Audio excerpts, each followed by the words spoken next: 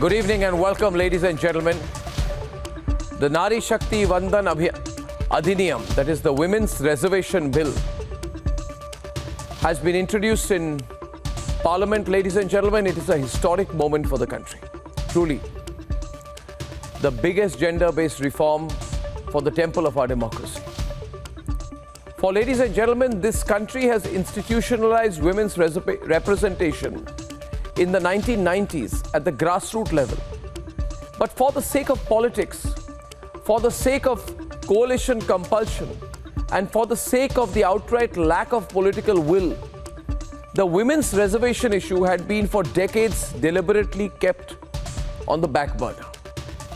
Ladies and gentlemen, you would think that there cannot be an opposition at all to having a third of our parliament reserved for India's women representatives. But the India Alliance never ceases to surprise. Along with their handmaidens and their cheerleaders, who pretty much are restricted to a small fraction that hovers somewhere around Lutyens, Delhi now. The India Alliance, that claims to be the flag bearer of fundamental rights, equality and champions of democracy, blah, blah, blah, blah, are in an effective tailspin with this bill. Because this bill, ladies and gentlemen, is a smack in the face of the rigid thinking of these caste-based, appeasement-based parties that they call alliances now.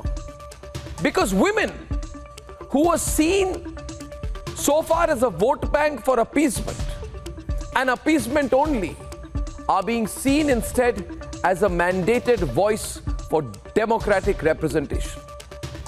Women are no longer just a constituency. They are the voice of representation at the highest level. And when this tectonic shift happened, Sonia Gandhi is clamoring and hoping to get some credit. What credit? Sonia Gandhi, who did everything possible to block this legislation, she wants credit now. These are the same people who gave the first Bharat Ratna to a woman only in 1971, and that too, it was Indira Gandhi herself. What credit, ladies and gentlemen? What credit when these are the same people who in 1985 passed the Muslim Women Act to nullify the decision in the Shah Bano case? What credit? What have they ever done but seen women and legislations as anything but tools of appeasement? Now they want credit.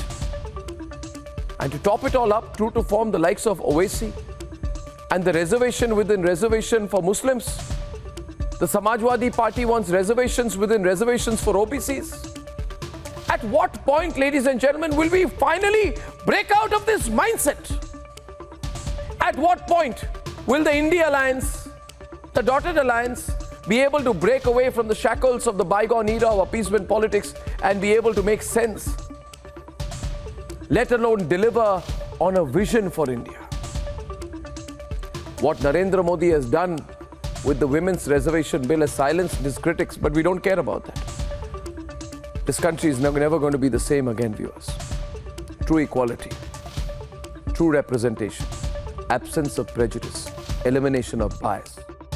That's what's happening as we move towards becoming a developed country. Debate number 1 tonight. Incredible debate. Credit war breaking out over the Women's Reservation Bill. Debate number 2 this evening. Why the act and the so-called self-styled activists and voices for women's rights are so unhappy that it's Narendra Modi who did what Sonia Gandhi blocked. And ladies and gentlemen, debate number 3 tonight. Why we really need to put Canada in its place. It's just crossed all limits now. Effectively a terrorist supporting state. Trudeau backs terror. That's debate number 3. And here are the headlines.